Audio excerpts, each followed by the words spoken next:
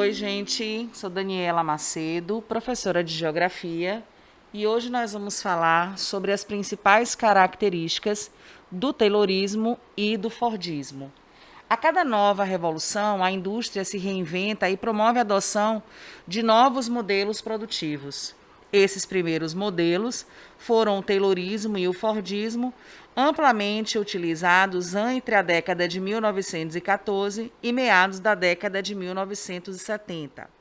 Mas ver a imagem do Taylorismo nos faz pensar o que de fato foi esse modelo industrial conhecido por Taylorismo. Bom, entende-se por Taylorismo o modelo produtivo surgido para solucionar alguns problemas que a sociedade industrial enfrentava na época, como conflitos cada vez maiores entre empregados e empregadores, baixa produtividade e o ócio sistêmico. Vamos pensar que esse início da atividade industrial foi muito complicado, sobretudo para os trabalhadores, em especial pelas péssimas condições de trabalho, as péssimas condições de segurança, praticamente não existia, e as grandes horas trabalhadas. Nessa fase surgem então as organizações de trabalhadores, com o que nós chamamos aqui no Brasil de sindicatos.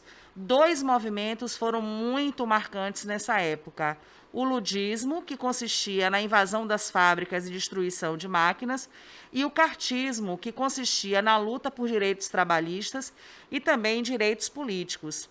Assim, a gente entende que o sistema, o modelo toyotista, tinha como principal ideia a racionalização do trabalho.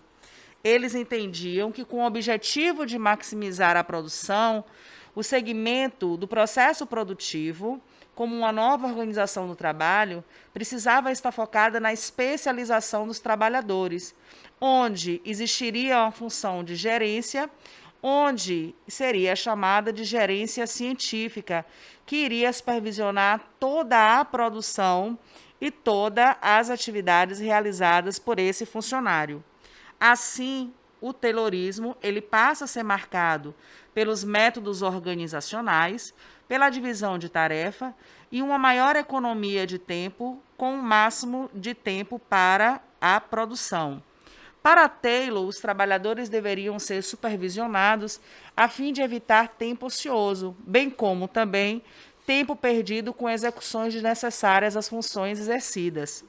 Com isso, o papel da gerência seria indispensável ao bom funcionamento desse processo produtivo, como administrar e supervisionar a execução desses trabalhos realizados. Assim, algumas críticas surgiram para o Taylorismo, como automatismo do operário, ou seja, o operário ele era fixado em realizar apenas uma função. 2, superespecialização do trabalhador, ou seja, ele só tinha condições de se especializar em uma única função. Vale lembrar que dentro do Taylorismo, desse modelo industrial, existia uma clara separação entre o intelecto e o trabalho realizado pelo funcionário, onde o intelecto ele não era valorizado e sim o que ele desempenhava como função. Um outro importante modelo de produção que surge após o Taylorismo é então o Fordismo. Desde a criação da sua fábrica de carros, Ford ele já utilizava os princípios criados anteriormente por Taylor, como os trabalhadores já eram separados e instruídos a realizar uma única tarefa, a produção de mercadorias também já era feita em série. Como destaque no modelo fordista, a gente pode citar algumas características: carros automobilísticos, o surgimento da construção naval, equipamentos de transporte, uso do aço, produtos petroquímicos, borracha, os eletrodomésticos e também a área de construção. Ford tinha como novas ideias duas principais, duas mais marcantes. A primeira, a consolidação de uma produção em massa, ou seja, em quantidades cada vez maiores. Ele acreditava que quanto mais produzisse, mais conseguiria se vender a sua produção. E também tinha como ideia o consumo em massa, criando a esteira de produção, que a gente também chama, ou a gente pode ver também em avaliações, em provas, como esteira de rolagem.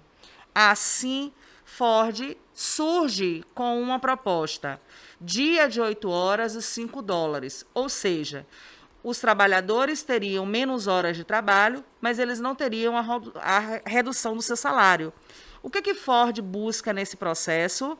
Adquirir a disciplina e a eficiência necessária para a operação do sistema de linhas de montagem e alta produtividade, o que daria ao trabalhador renda e tempo de